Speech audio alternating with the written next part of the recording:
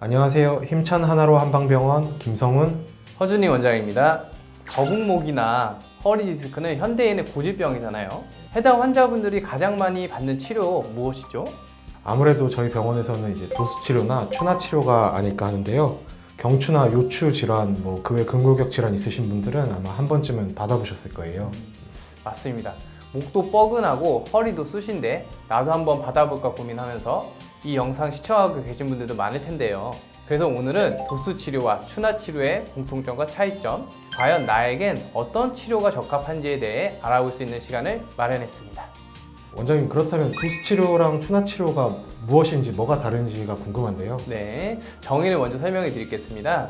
도수 치료는 근골격계 질환의 증상을 개선하기 위한 비수술 치료의 일종으로 주로 의사의 처방을 받은 물리치료사가 맨손을 이용해 척추 연부 조직, 관절의 위치를 바로잡아 통증을 치료하는 방법입니다. 추나요법은 밀추에 잡아당긴 글자 그대로 손바닥으로 밀고 당기고 꼬집어 올리거나 원형의 마찰을 일으켜 비틀린 근골격을 교정하는 치료법을 말합니다. 이렇게 말씀드리면 똑같이 손으로 하는 물리치료인데 그냥 양방에서 하면 도수치료, 한방에서 하면 추나치료, 이름만 다른 거 아닌가요? 라고 생각할 수 있겠죠. 네, 제가 답변을 해드릴 건데요. 시술자의 손을 이용해서 척추와 관절, 사지의 연부 조직을 치료하는 수기요법이라는 점에서 매우 비슷해 보이고 실제 일부 기법들이 유사한 것도 사실인데요. 근데 분명한 차이점들이 있습니다. 1차적으로 한방에서 시행하느냐, 양방에서 시행하느냐의 차이.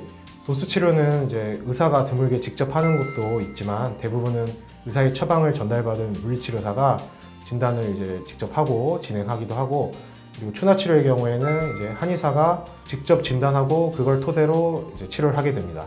그리고 치료에 걸리는 시간도 보통 도수 치료는 30분에서 90분으로 긴 편인데 추나요법은 5에서 10분 이내로 간단하게 끝나는 경우도 많습니다.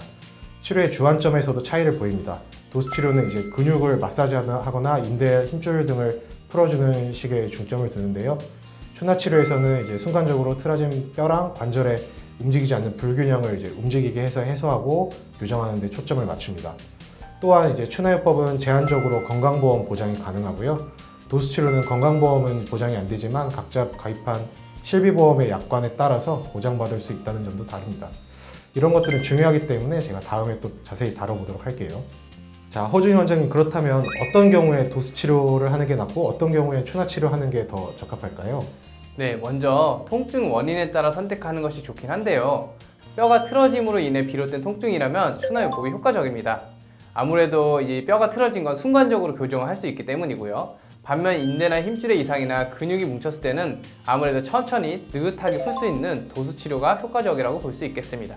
따라서 저 같은 경우는 척추의 불균형으로 발생한 목, 허리 디스크에 주로 추나요법을 쓰는데요. 저희 병원처럼 무릎 환자나 아니면 어깨 수술 등의 수술 이후에 재활 치료가 필요하신 분들은 도수 치료가 조금 더 효과적일 수 있습니다. 도수 추나 치료 받으면 안 되는 사람도 있을 수 있죠. 그런 사람들은 어떤 분들이 있는지 김성훈 원장님께 여쭤보겠습니다. 제일 첫 번째로는 이제 골절이 있으신 분입니다. 급성 골절의 경우에는 뼈가 완전히 붙기 전까지는 저희가 도수 치료나 추나 치료 권고드리지 않고요. 그리고 그 외에는 악성 척추 종양, 그리고 척추의 감염성 질환, 그리고 마미증후군이라고 해서 디스크 질환이 이제 심해서 대소변 장애가 있으신 분들, 그리고 심한 척추 분리증, 그러니까 심한 협착증의 경우에도 척추에 신전하는 상태가 좀 악화시킬 수 있기 때문에 그런 거 권고드리지 않고, 고령이나 이제 골다공증이 심하게 있으신 분들 같은 경우에는 저희가 똑같이 뼈가 약하기 때문에 도수 치료나 추나 치료 권고드리지 않고요. 임산부 중에서 만삭인 경우에는 저희가 상지부 밑으로는 추나 치료나 도수 치료를 권고드리지는 않습니다. 그러면 이제 허준희 원장님께 질문 드리겠습니다. 도수나 추나 치료의 경우에 받을 때 너무 아프다, 한 번만으로는 효과가 없다, 이렇게 얘기하시는 분들이 좀 있으세요. 이런 분들은 어떻게 해야 될까요? 아프지 않냐? 그래서 너무 어리거나 연세가 많으면 못 받는다는 거 아니냐? 라고 생각하시는 경우가 많은데요.